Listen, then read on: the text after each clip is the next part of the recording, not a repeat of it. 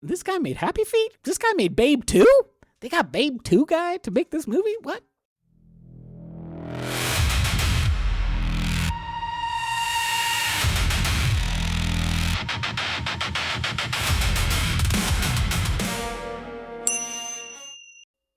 There we go. My Tibetan meditation gongs. It's all good. Don't worry about it. Anyway, welcome back to the Middle of Culture. I'm one of your hosts, Eden. And I am your other host, Peter. It is mid-April. The weather here has been buck wild, just like windy and rainy every day. How are things out there for you all? You know, today it's 50-something, and it was pretty chilly. It's going to drop down to 41 on Friday as a high.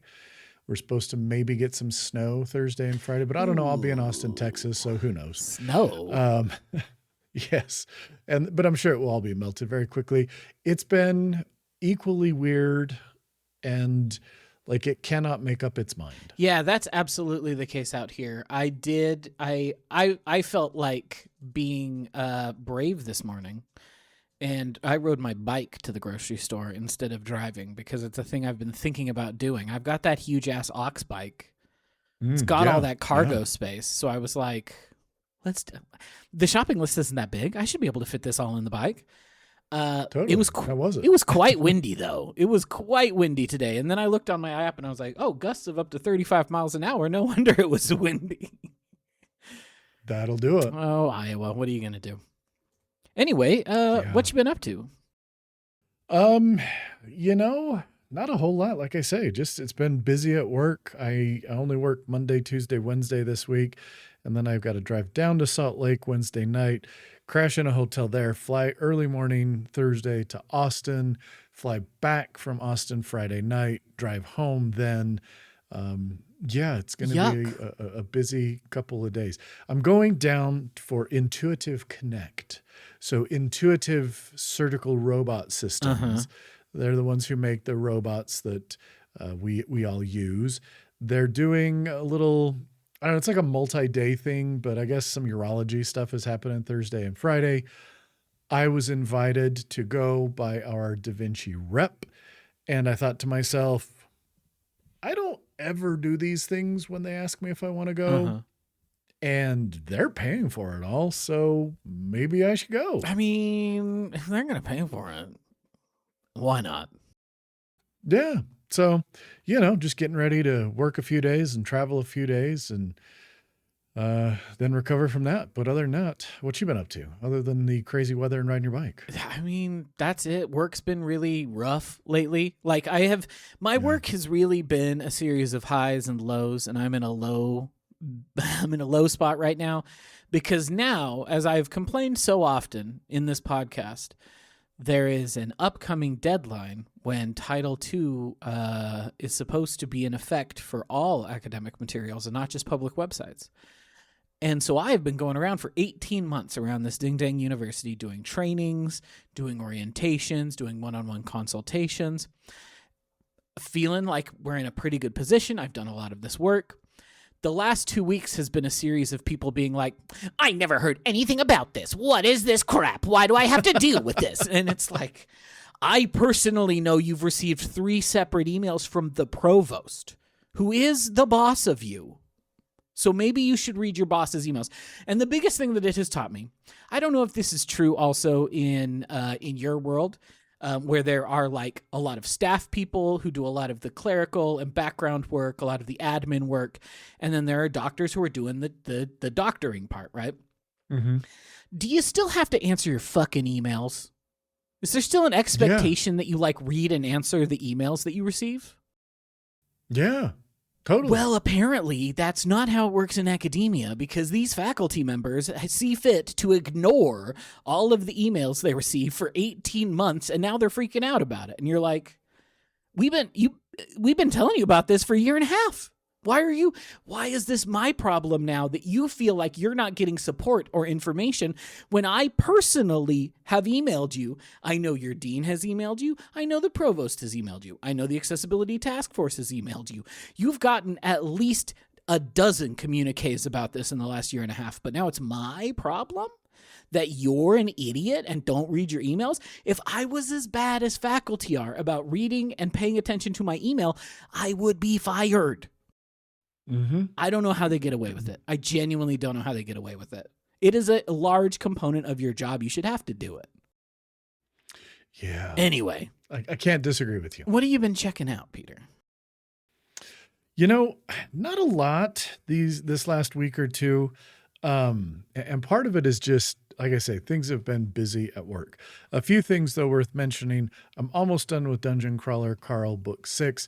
I will say our little short that I pulled about our conversation about Dungeon Crawler Carl. Here's the thing. People have strong feelings about Dungeon Crawler Carl. And mostly it would appear that they're big fans. And so there were a number of people who were possibly offended at the fact that you were questioning if Dungeon Crawler Carl was good. Who, me? And yes. And I would like to say, people, just chill out. Here's the thing. Here's the thing, listeners. Just because you acted that way, I am going to never read a Dungeon Crawler Carl. I'm going to treat it the way I do. I'm going to treat it the way I do the film Titanic, where there was such an outsized cultural love for it that I said, I will never see this film.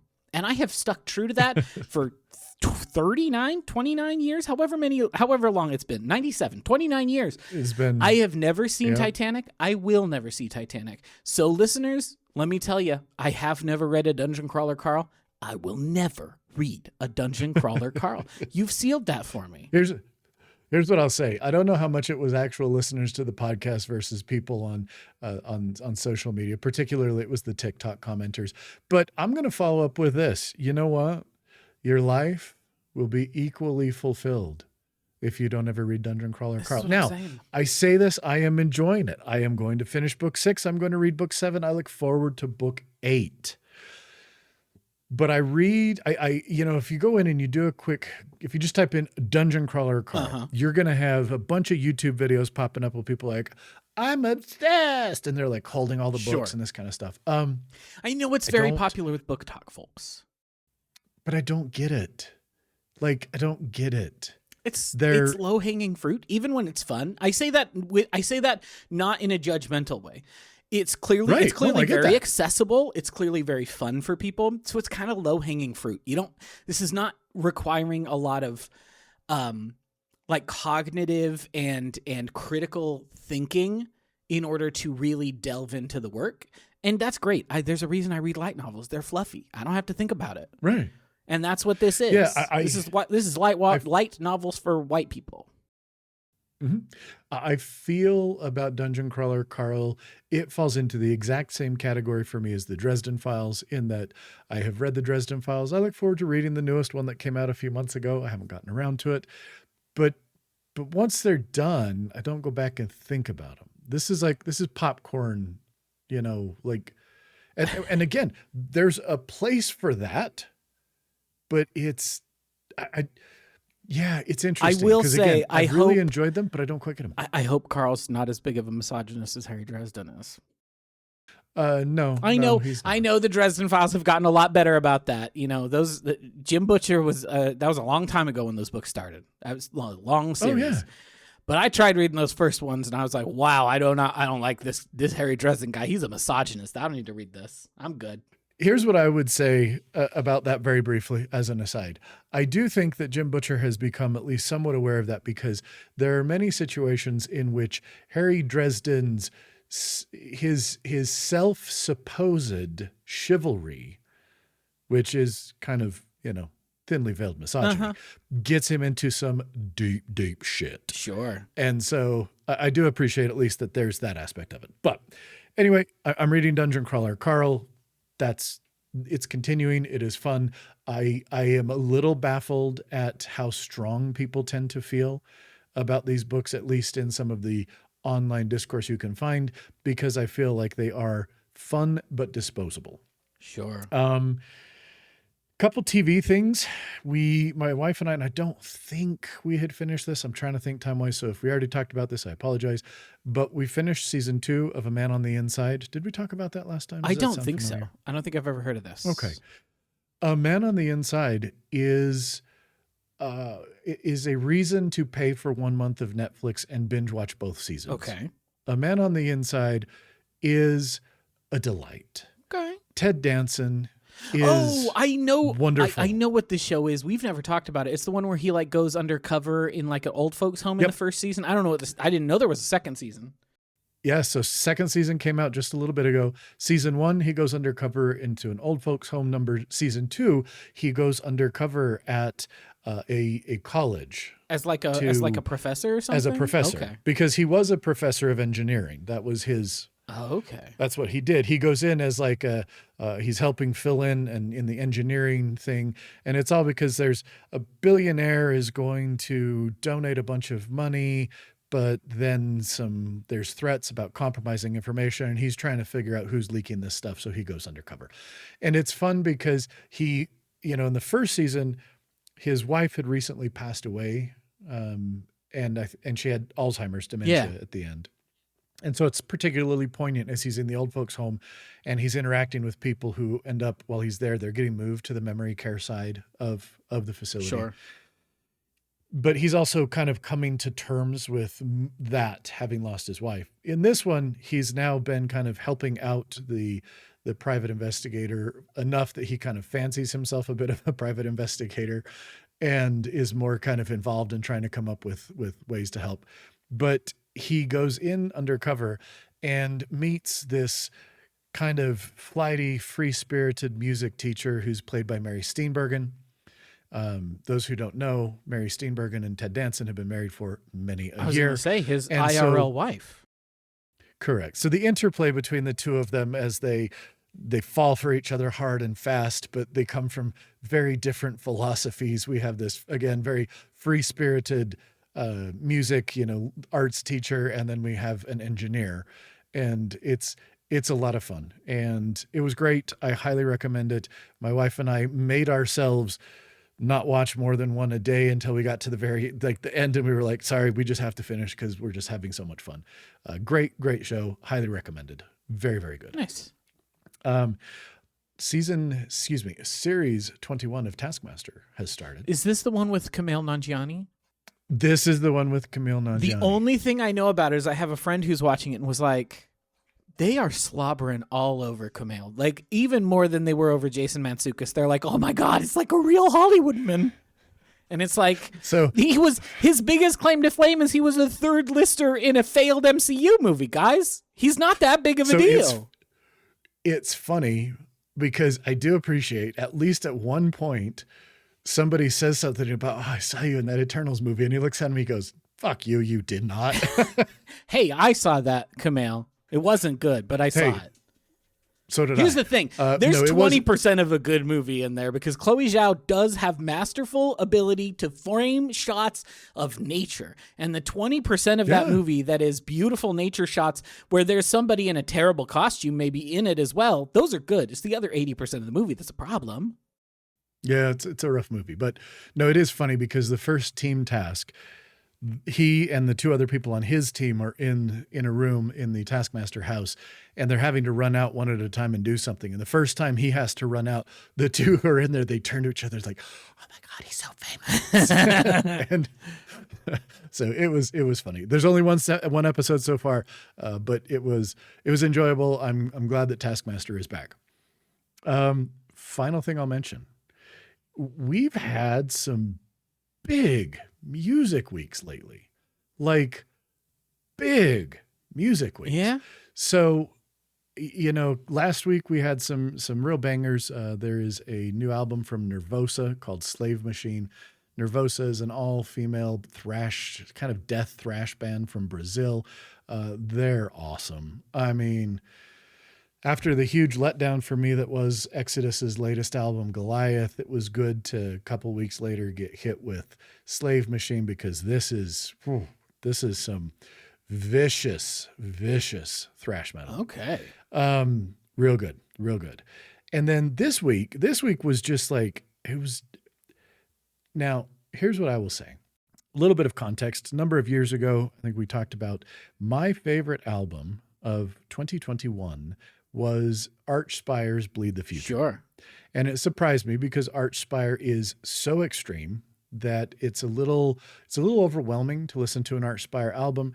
As I think I talked about previously, one of the things they do though very well is they recognize that their sonic assault, if you're going to make it through 35 to 40 minutes of that, they've got to give you little breaks here and there. And so they very, very smartly will have moments where things slow down and they quiet down and you kind of feel like you can catch your breath. And I think it's one of the things that makes them so effective and so listenable. It isn't a fatiguing experience because you are getting these little small rests throughout. Because I loved Bleed the Future so much, last May when Archspire, so they had an incredible drummer, Spencer Pruitt. He left the band. They did a whole big search to find a new drummer. They found a new drummer in Spencer Moore, who was the drummer for the technical death metal band Inferi. And so Spencer Moore joins the band, and then last May they announced a Kickstarter. Their thing was, hey, we want to own this completely. We want to do this on our own. Let's, help us do this. It got kickstarted. It's been, it was very successful. They've been teasing this new album that's coming. They've dropped some singles. The singles were very good. Okay. And so on Friday, the new Archspire album, Too Fast to Die, dropped. And I'll tell you what, in any year where motherfucking Neurosis hadn't surprise dropped an album that is so incredibly good, I think that this would have been my album of the year. Damn. It is fantastic. Well, good for them. It is everything that I wanted from a follow-up to Bleed the Future. It does not let off the intensity. It may even be, in a few places, a little bit faster, a little bit crazier. But again, very intelligent in that it is melodic. You get these moments. Anyway, fantastic album. Nice. A couple other big ones that dropped this same week too. Interestingly, Inferi released an album on the same day. And Spencer Moore actually did do the drums for this album before he left to join Archspire. So it was the final Inferi album with him. But it isn't as fast. It isn't quite as intense, but it is very good technical death metal if you're into that. And if you don't want technical death metal and you just want knuckle dragging, bloody fist, brutal, straight up New York American death metal, then Immolation dropped their newest album, Descent. Immolation's been around since 1986. I mean, they're kind of one of the OGs of American thrash metal, and they just continue to be very, very good. Their previous album, Acts of God, was the one that got me into them. It is awesome. Descent is maybe as good. I don't know if it's better, but it definitely hangs. It's really great. One other that I want to mention, because this one kind of came out of nowhere and surprised me. Eden, have you ever listened to Master Boot Record? I don't think so. Master Boot Record is on the albums, usually kind of a solo artist. He does, how do I describe Master? Here's how I describe Master Boot Record.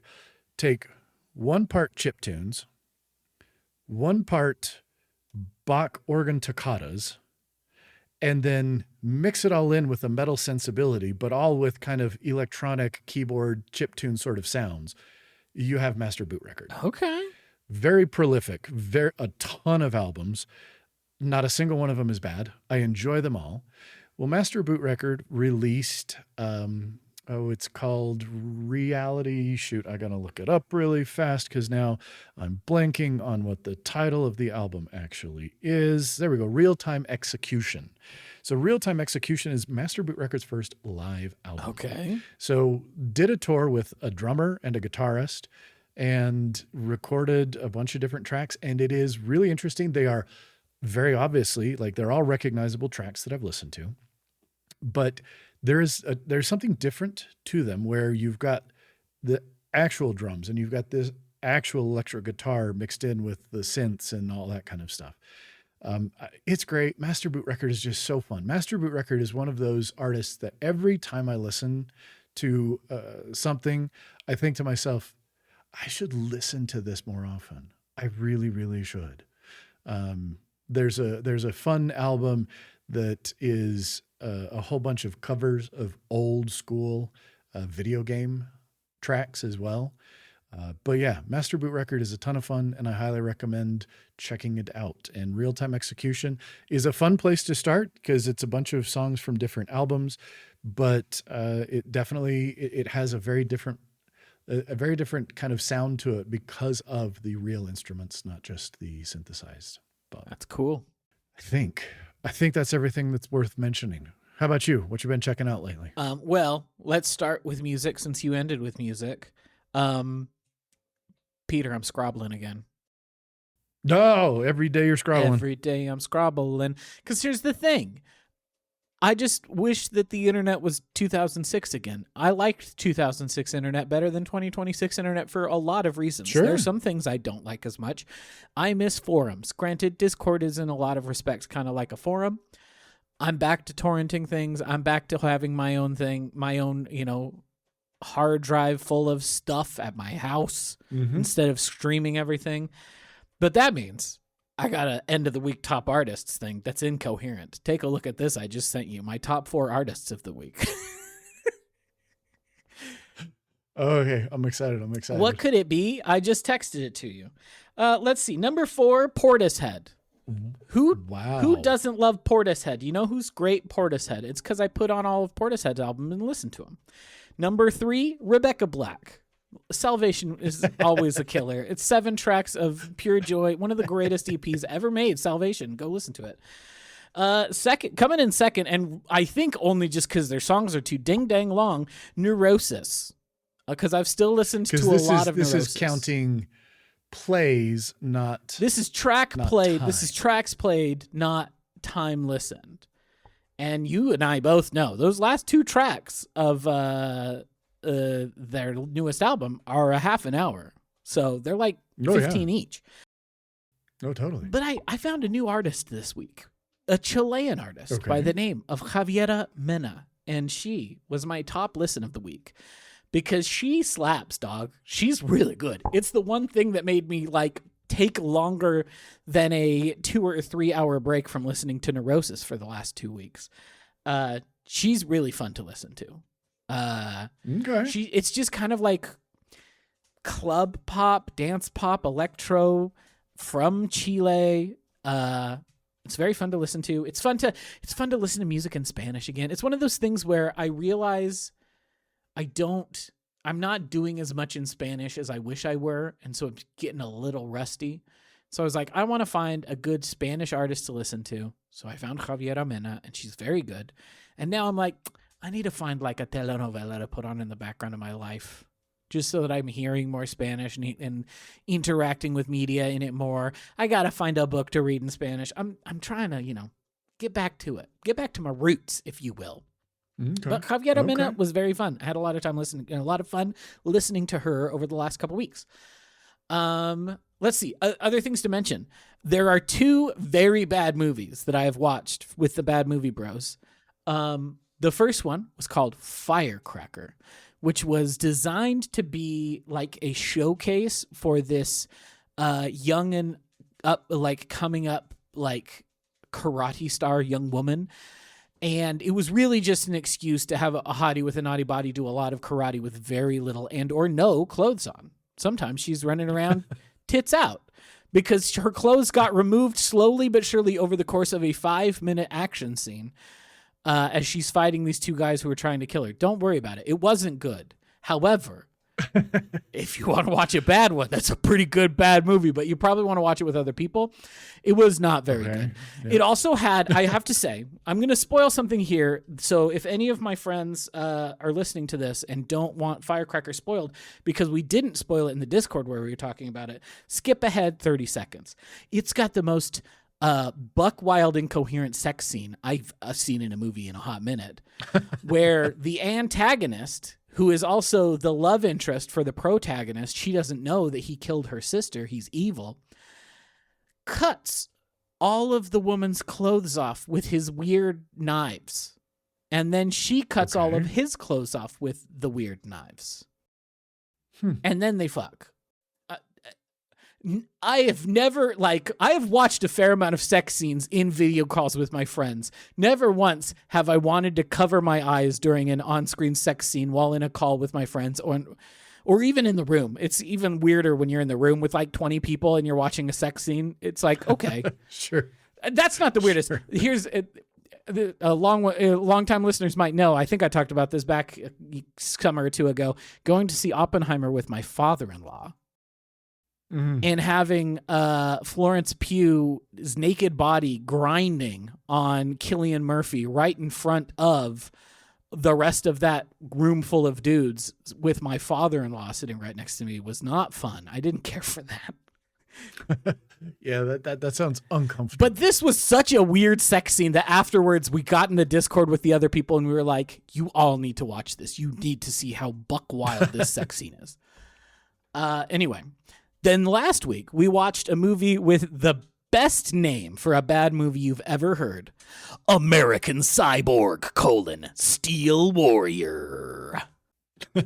I love it. It was not very good. It was like a weird post-apocalyptic movie, which, preview of coming attractions. Everyone knows what it is if they listen to the last episode. Weird post-apocalyptic movie. It's true. It was like, what if Children of Men had a budget of $13 and a very, very hunky man as the lead? Not that Clive Owen isn't hunky. Don't get it twisted. But he's like a rugged, unconventional hunky. The guy who plays the cyborg, the titular American Cyborg Steel Warrior and American Cyborg Steel Warrior, very conventionally attractive. Looks like he should be a model. Not a very good actor. So that's one thing Clive Owen has on him. He's in a much better movie because Children of Men is a good movie instead of a bad movie. But the plot is the same. Trying to save a baby, the last baby that's been born in 20 years or some shit. I don't know. It was incoherent. The bad guy looked like a leather daddy. If you had told me that it was Rob Halford playing the bad guy, I'd be like, heck yeah, a gay tarted up leather daddy is the evil cyborg. Let's go. Anyway, it was fun to watch. Again, bad movie, fun to watch. Yeah, and I think that's all I have to mention. I've been doing some reading. I'm like 2/3. No, I'm not. That is generous. I'm a third of the way through a very long Chinese web novel called Long-Awaited Feelings or My Feelings Can Wait. Pick which one you want to use. It's a translation of the title. It's really good. It's about like this woman who dies and then is transported back in time at the time of her death to like 6 years earlier. And so she has a chance to try to make her life not suck because her life was really bad before she died. And then she tried to make it not bad. I'm really enjoying it, but it's very long. I think the EPUB, it was one of those things where I booted up the EPUB in my in my little e-reader, and it took 30 minutes for it to tell me how many pages there were. Like, oh my goodness. Normally you boot up a normal book and it's like, you're on page 3 out of 450 or 800 or however long it is, depending on, how long the book is.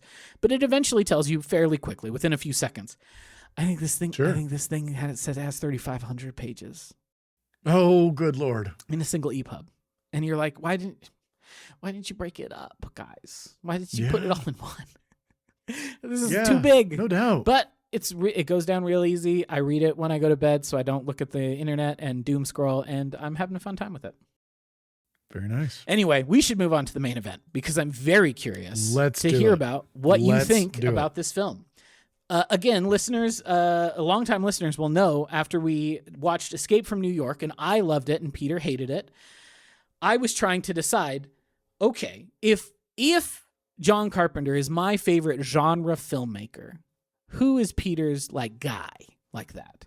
Mm-hmm. And so I threw out James Cameron. We decided it's definitely not James Cameron because you're not a big James Cameron fan, which I get. Me neither. I get it. I am. A sidebar. That Ubisoft Avatar game is on sale right now. And I'm like, do I want some Ubisoft map slop? And I think I own it. Would that be enough to make me go, should I watch Avatars 2 and 3 because I just played a 40-hour Ubisoft map slop game? What's going to happen is I'm not going to actually buy it because it is still $30 even on sale. So I don't know. I'm thinking about it. Now that you've mentioned it, it means I'm going to play it. You should. I don't know when, but now it means I'm going to install it and play it. You should play Avatar Frontiers of Pandora. When I play it, we're coming back around. It has a third person mode now. Why they made you a big blue Na'vi and then only let you be in first person? What are you doing, guys? Let me play in third. You're Ubisoft. Don't make me play in first person. This isn't Far Cry. This is Assassin's Creed. Let me sneak. Anyway, we decided it wasn't James Cameron. So then I said, maybe it's George Miller. And you said you've only seen the first 3 Mad Max movies, and it would have been many years, correct? Decades. Since you were a kid, basically. I don't think I've seen Beyond Thunderdome since start to finish, probably at some point when I was still living at home with our father, who was a big Mad Max fan. Yeah, it was probably that TV, that VHS that we recorded off TV on our VCR. Totally. Anyway, so I was like, you've never seen Mad Max Fury Road. You need to see Mad Max Fury Road. So that is what we watched for this week, Peter. Tell me, Peter. It is. What did you think about Mad Max Fury Road 2015, George Miller? You know, here's the thing. We have watched for this podcast a lot of movies. Yeah, we have. That require one suspend their disbelief. Yeah. I'm a science fiction, I'm a fantasy fan. I have over the years gotten very good at suspending my disbelief. But this movie asked too much of me. Really? This movie wanted me to think that an ill old man with bad hair who's got a dilapidated mind could and is obviously a sexual assaulter could somehow convince a group of people to follow him and almost worship him in a cult-like fashion. Almost like he's the savior. To their deaths or detriment. Like that would never happen. There's no, oh shit. So here's what I'm filmed in 2022, released in 2020, or filmed in 2012, released in 2015. So here's what I'll say. This is an excellent movie. Oh yeah. Oh yeah. This is an excellent movie. This is an excellent movie with some of just the most striking visuals I have seen in a long time. But for at least the first third of this, it was really hard for me to watch. How come? Because of that. Really? That's real. Like you were like, why is everyone following Immortan Joe? No, I'm sitting here going, oh my God, I know this predates the hellscape in which we live. Boy, does it, but it's like George Miller was like, hey, let me show you how stupid and gullible people can be if they perceive that salvation is at the other end of this sewer canal that they are being asked to crawl through with their mouths wide open. Do not become addicted to water, my friends. I just like it. Honestly, that part, it was that first little bit with everything with Immortan Joe that I'm like, oh my gosh, this is so hard to watch because on the one hand, you're supposed to just be like, oh boy, look at this. This is crazy. And on the other hand, I'm like, oh boy, we're living this every stinking day of our lives. It's true. So that part aside, honestly, and I will tell you truly, that part hit me so hard that for the first, again, about third, I was like, I don't like this movie. I'm going to suffer through and struggle to the end of it, but I am not enjoying this. And then as it moves on and we get more into it and, we get things going and it just becomes this again, I've heard so many people say, you even, I think, mentioned it last time, just all-time action movie. Yeah. And then it becomes that. And I'm like, okay, yeah, I am totally on board. We finally get the glimpses of people in a horrible world still trying to be good to each other. I know I'm jumping ahead a little bit, but I have to say this now because this actually, and maybe I'm a sucker with a bleeding heart and that's fine. But like and I'm blanking on his name right now, but Nicholas Holt's character, Nux, thank you. When he makes his turn and whichever, because they'll have stupid names, whichever of Immortan Joe's, concubines, whatever, is talking to him and like gets down that turn and seeing that, oh, look, there is still humanity in the Proud Boys. I mean, excuse me, the War Boys. I was like, then I was in and I thoroughly enjoyed the rest of the movie. I mean, and I know going back, I'm sure that I would enjoy the whole thing because I enjoyed it so much as it progressed. Yeah. But yeah, it was a little tough to watch at the start because just too many uncomfortable parallels to our reality without the hope of us ripping off a certain someone's face and killing them as we ride the Fury Road. Yeah. God, though. But tell me, what are your thoughts about this Here's movie? the thing. I wanted you to watch it because I think everyone needs to see this movie because it is unlike any action movie I've ever seen. Yeah. It is. I was talking with my friend Nathan about it the other day, and we decided, I think the way that we both decided to frame it, it's not my favorite action movie ever, but it may be a perfect action film. Like, there is never a wasted frame. There is never a moment where you're like, oh, that scene didn't need to be there, or that shot didn't even need to be there. Everything feels so deliberate, so carefully planned, and it looks like that. I've never seen a movie that looked like that before I saw Fury Road.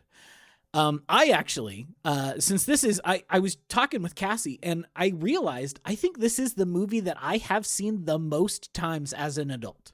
Because like when you're a kid, you watch a movie like 1,000 times because you really love Star Wars, you really love Bill and Ted's Excellent Adventure. I think probably, gun to my head, Bill and Ted's Excellent Adventure is the movie I've seen the most times. But that's because I watched it 1,000 times on VHS, recorded off TV as a child. Because it's good. But as an adult, for whatever reason, not because I've even actively wanted to watch it necessarily, but it's just like been a thing that I've been invited to, or a friend was watching it and wanted people to come over. It's the movie I've seen the most times. So this time I was like, how do I make this a little fresh for me? Because this is a movie I've seen at least a dozen times. So I watched the black and chrome edition, which is the black and white version of Mad Max Fury Road, which was Miller's original idea. He wanted the film to be in black and white, and then the studio was like, abso-fucking-lutely not, George. And so then he leaned really hard into the colors, and you saw, like, this is just a dynamic film when it comes to colors. But then... Oh, yeah. Like... Go ahead. Yeah, it is... Well, I was just going to say, there are some moments where, I mean, as they're approaching the big sandstorm, look, we got some cool sandstorms in Dune, but they don't hold a candle to this one. When it's that long scene where it like zooms out and you see the convoy like taking up less than 5% of the screen, and you just see this cloud of dust that's easily, a mile tall, just bearing down on them. Oh my God, that shot is incredible. Yeah. And then even when they go into it, just the colors and the lightning, and we've got these little mini, like, tornadoes. And when that one car gets sucked up in, and you see the cars getting torn apart and exploding into flames. And the war boys flying off of it. The war boys flying into it. But then juxtapose that, because we get so much of that. Then when they're going through the swamp at night, and it's all these deep, deep blues and purples and things like that, where it would be fascinating to watch it in black and white, because for me, the colors and the vibrancy of those colors, again, that's the thing is, Dune, I think, is an amazing visual movie to watch, but the colors are very muted and kind of, I don't know if I'd say washed out, but intentionally. And again, this isn't a knock, but that's the world of Arrakis. Well, and that's Denis Villeneuve is painting. And I was going to say that's Villeneuve's style. Like, Villeneuve is not like a really splashy color director. He never has been. Any of his films you watch are like that. Like, Arrival is the grayest movie you've ever seen. Yeah. So like I say, this was, I mean, that was where I think that actually that may have been the moment that changed my mind, because that scene, like you said, when it zooms out, is so visually stunning that I think at that point my brain just went, oh, fuck yeah. Like, I'm in. And then the rest of the movie, I was totally bought into it. Here's the only thing that was sad. Because of how busy the week's been and stuff, this and the other, I had to watch this morning while everybody was still asleep. So you couldn't turn it too loud. Well, so the nice little thing that the Apple TV does is an Apple TV, as soon as you pop in a pair of AirPods of any sort, the Apple TV goes, hey, do you want to use these? Okay. So I put in my AirPods Pro activated the noise canceling so that I was locked in. And then at least, again, I couldn't feel it, but at least I could turn it way up for me. That's there good. and get something of a small, slight facsimile of the effect had I been able to really boost the Sonos system. But this is it was very fun to watch this with the subwoofer today, because I have a nice subwoofer and sound bar. I don't have room to do like a 5.1, so I do a sound bar. That's what I got. But it's a really nice one, and it sounds really good. And boy, was it shaking my guts watching this movie today. I bet it was. It's really good. I would definitely I don't think anyone should watch Black and Chrome as their first or even second, third, or fourth viewing of that movie. I think you should watch it the way it is. But again, as a 12th viewing, Black and Chrome, I think, was really, really effective, because it was they obviously remastered the movie to make those blacks really black and those whites really white. So even though it's all in color, or there's no color in it whatsoever, like, it still has a dynamism and a contrast to it that's really, really striking. Yeah, it was I'm cool.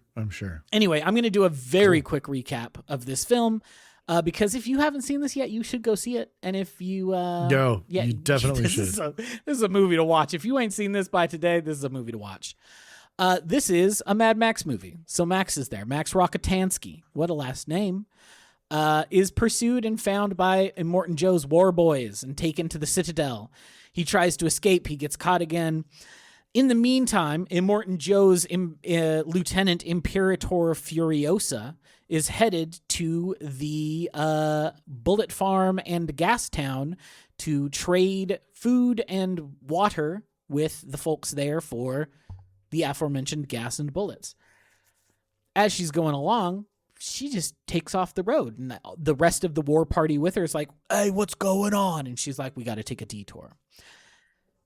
Immortan Joe realizes something is afoot, and he gets all of his war boys into their pursuit vehicles, and they go on an adventure to try to stop them. You eventually come to find out Furiosa is not just transporting water and mother's milk. She's got all 5 of Immortan Joe's wives / concubines, who have all escaped, who have chosen that the promise of escape is better than the reality of staying trapped with Immortan Joe. Max is being used as a so-called blood bag for Nux, who is a very ill, dying apparently from cancer war boy. But he's just basically being a blood transfusion to give Nux the strength to go and be on this war party. Shenanigans ensue. Max gets himself caught up with the war rig after the aforementioned huge dust storm. And he is able to, after a very tense few moments, is able to find an accord with Furiosa to go with her and the wives to the green place to help them escape, because they could use the help, because they're being pursued by all of Immortan Joe's guys.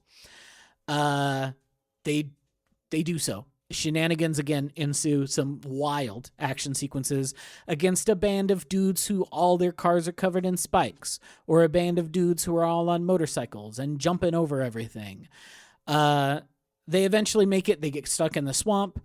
When they're in the swamp, Immortan Joe sends one of his lieutenants, the so-called Bullet Farmer, to go try to hunt them down. Max and Furiosa together take care of the Bullet Farmer. And then they get on their way again out of the swamp. They get to what Furiosa has promised is the green place, which they don't actually make it to the green place. It was that swamp. The place where Furiosa grew up, where she was abducted from and has been longing to return for her entire life, doesn't exist anymore. She runs into the many mothers, who are the only survivors of the green place, and they decide, okay, we're going to load up all of these motorcycles, we're going to leave the war rig behind, and we're going to go out on the salt flats. We got enough. We should be able to go for 160 days. Do you want to come, Max? Max says, no, I'll go my own way. That way lies only death. 160 days, and you're just going to die out there. But then, and because he's like, hope is an illusion. Hope is a stupid thing. Don't have any hope. Mm-hmm. And then a vision, a memory, whatever it is that's been happening in Max's brain. He keeps seeing a kid, and that kid keeps making him act in certain ways or have him have flashing visions. This is the kid from the first movie, if you remember Mad Max. It's not actually, because that kid's like an adult now, but like conceptually, this is the child that dies in the first movie, Mad Max.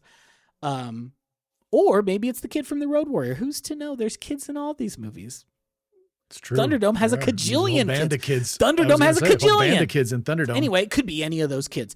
Anyway, the ghost of a kid basically is in Max's brain, and it gives him the idea, no, we go back and we take the Citadel because all their dudes is after us. So he goes, he chases down Furiosa and the brides and the many mothers, says, let's get in this war rig, drive straight through them, and go back and take the Citadel from them.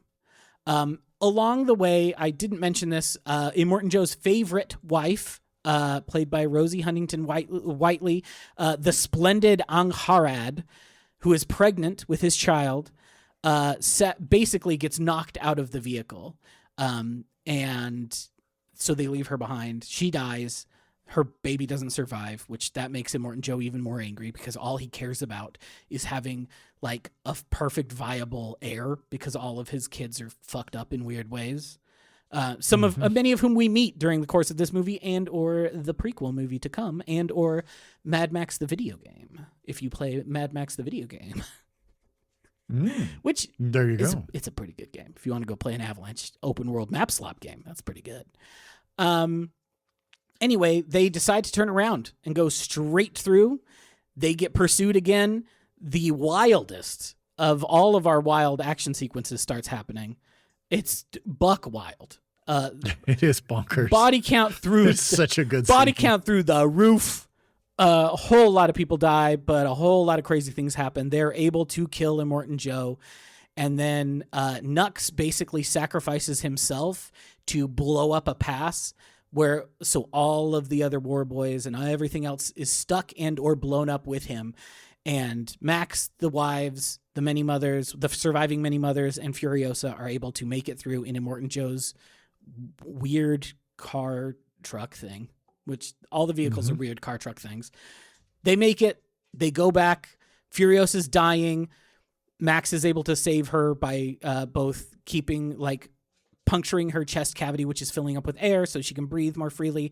And then he's releasing her tension pneumothorax that she's developed. Yeah, that thing, which seems bad because he just stabs her in the chest, but at least she can breathe again.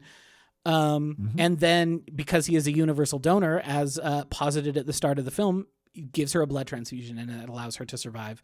And then as they get back to the Citadel, the war boys basically turn on the one of Immortan Joe's kids who's still there. The mother's milk women open the floodgates. They start raising the car back up into the Citadel, and Max just disappears into the crowd, and the movie's over. Yep. Perfect setup for another one if you wanted it. Instead, we got a prequel that's not nearly as good, but what are you going to do? It does have me interested to watch the prequel. It's worth watching. I'm not going to make it a priority, it's worth but watching. I definitely want to watch it. I don't like it as much. I think it's kind of a mess, and that's part of the biggest problem is it feels like, and this is exactly what happened. He wrote the movie Furiosa to give to Charlize Theron to say, this is your character. Here's everything you need to know about her. I wrote a whole movie about her that I'd love to make, but they're not letting me make that. I'm making this. Here's everything you need to know about her. And then eventually he was able to try to turn that into a whole movie, but that means it's kind of a mess. It's got 5 chapters with chapter interquels and everything of chapter 3. This is what happens next. And it just kind of, there's some really cool action scenes, but my biggest complaint with it, 2015 to 2025 is a very big change in terms of how you make a movie. And in Mad Max Fury Road, it's almost entirely practical effects. I was reading the Wikipedia page before we got on here, and it posited that 80 to 90% of those stunts were practical effects. The vast majority of them. It was a miserable shoot. Everyone was in Namibia. It was a terrible time. No one was having a good time, but it's one of the greatest movies you've ever seen. Furiosa was largely shot on green screen and has a whole lot of CGI. so it feels different. It feels cheaper in a lot of ways. Oh, yeah. It doesn't have sure. it doesn't have the embodied feel that it does. Because like when you're watching this movie and those boys are up on those little spindly things going back and forth with the swinging counterweights, back and forth. that's a dude. A dude is strapped to that thing actually swangling back and forth on a moving vehicle.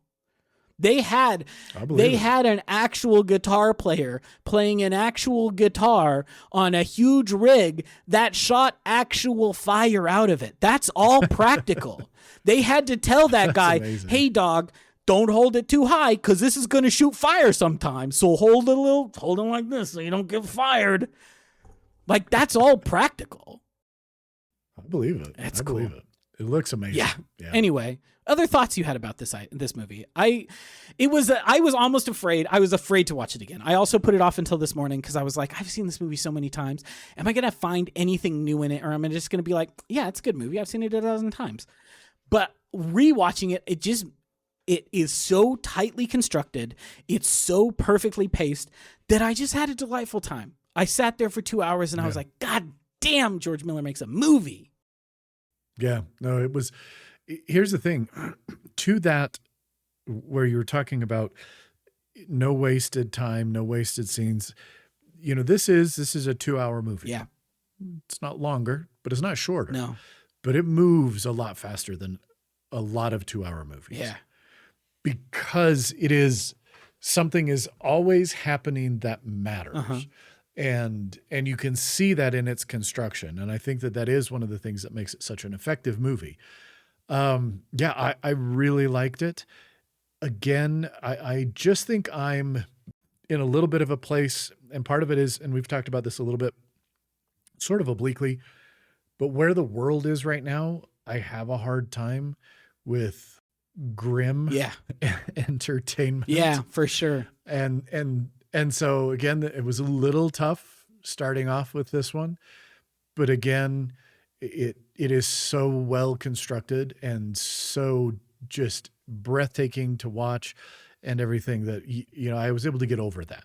So it's one of those where I thoroughly enjoyed it. I think importantly, it ends on a moment of hope. Like things are really bad, but they survive. I mean, this is a world where everything's bad. It always has been. And if you know anything about the Mad Max movies, you know that this world is really bad. Yeah. So yeah, it was great that, I mean, they come back and again, here's the thing that gives me hope is Immortan Joe, who everybody's worshiping. All of a sudden he dies and they realize he's just a guy, worthless bag of feces and flesh. He's just a dude. And the populace immediately turns on him and rips him apart. Yeah. So that gave me hope. Yeah. And that's like it's hard. And like a lot of people don't make it, you know, Angar Had doesn't make it of the brides. Mm-hmm. A number of the many mothers do not make it. Only 2 of them survive. Yeah. I think say 5 out of the 7 that are there. Don't make it. And you know, especially the one who has the little like bag of seeds that she's been carrying for decades. But where do those seeds end up? They end up at a place that has water, has arable soil, has hydroponics that we see at one point in the film. So those seeds are going to be able to be used now. And it is going to make like it ends on a moment of hope because Immortan Joe's not there. And so we don't know, like there's kind of a vacuum and it leaves it extremely open to like, we don't know what's going to happen here, but there is a sliver of hope. You know, the bullet farmer, he's dead. The people eater, he's dead. Immortan Joe, he's dead. None of the dudes who are in charge are alive anymore. All of their best war boys are dead and gone. All that is left is like the weak, the infirm, the disabled, and the too young. The children. And so maybe those people can band together and build a better future. You know, the scene, and one of the scenes that, and it's such a short one, but really stuck out at me is when you see the mothers who, you know, I mean, at one point we see them hooked up to basically pumping machines, making mother's milk, but we see them at the end no longer hooked up to their machines, and they're the ones who open the water. And you kind of go, okay, maybe these people have a chance. Yeah. It's cool movie. It's a powerful film. It's really good. It just looks like $1,000,000. I feel like I was skeptical of Tom Hardy as Max. I think that like fuck Mel Gibson, and all my homies hate Mel Gibson, but he's good in those Mad Max movies. And so I was like, how do you replace him? Like, who is Tom Hardy the guy? And then I remembered Tom Hardy melts into a role better than just about anyone of his generation. Like, that's what he does. Like, you can't tell me who Tom Hardy is. I have no idea, because he melts into the role unlike almost any other actor of his generation. And so he just melts into this. He is so taciturn. He never says anything. Like, he's so quiet and like so understated in his movements unless he needs to move big, and then he moves big. I did one thing that I think is really interesting. I'm reading the Wikipedia page talking about the post-prod. And this is something that one of the editors says. Something like 50 to 60% of the film is not actually running at 24 frames a second, which is the traditional frame rate. It'll be running below 24 frames because George, if he couldn't understand what was happening in the shot, would slow it down until you could. Or if it was too well understood, he'd shorten it or speed it back up. The manipulation of every shot in that movie is intense, which is what causes it to have that like kind of jerky motion sometimes, is because he's playing loosey-goosey with the how many frames a second is in every single shot of that movie. And I feel like that really leans into the kind of like the tension that the film builds, and like the kind of feel of anxiety, especially like that early scene when he's running through the Citadel and all the war boys are chasing after him, is at a higher frame rate, and so it feels weird and jerky and again almost like cartoonish in his actions and his movements. It's a heck of a film. You know, it is. And here's the final thing I'll say. I was worried going into this because I've heard so much about this movie over so many years. Sure. And I was concerned that I would be disappointed. And I would just like to say that I am most definitely not. I think that's great. Yep. It met. I came away from it going, okay, I get it. I get why people say what they do about what they say about this movie, what they say. Absolutely. It earned all of it. So, well, I'm glad you enjoyed it. I think this movie's great. I did. Again, it's not my favorite action movie, but it is a perfect action movie. It is 2 hours it's incredible. Of perfect filmmaking. And then you're like, this guy made Happy Feet? This guy made Babe 2? Right. They got Babe 2 guy to make this movie? What? Yep. Anyway, we will be back in. I talked about Hardy. Enough good cannot be said about Charlize Theron. She owns the movie. Oh, she's incredible. She owns the movie. She's incredible. And honestly, that's one of the saddest parts about Furiosa. She's too old, so she can't play Furiosa. Anya Taylor-Joy's good. She's fine. She's no Charlize Theron. Yeah. But anyway, that's worth mentioning. And she does an incredible job. So good. So. All of the wives are good. The many mothers are good. The weird, gross men are all really gross and weird. It's a cool movie. It's a very cool movie. Well, and I think that Nicholas Hoult does a great job of making that turn where he's psycho until he realizes that it's all a sham. Yeah. And then you see him. It takes his own God saying mediocre to his face for him to be like, oh no. Uh-huh. Yeah. Yeah. So just everybody does a great job all around, and it is a pretty incredible movie. It's a good movie. Do you know what one of my favorite little bits of trivia is? What's that? Immortan Joe. Let's see, who plays Immortan Joe? It is Hugh Keays-Byrne. Guess who? He was in the first Mad Max movie, the main bad guy toe cutter in Mad Max. It's him. Look at that. They brought him back for Fury Road. Wow. Yeah. That's pretty cool. It's cool. Anyway, we'll be back in 2 weeks with another episode. You should all go watch Fury Road if you haven't. And if you have, watch it again. It's true. It's worth it. All right.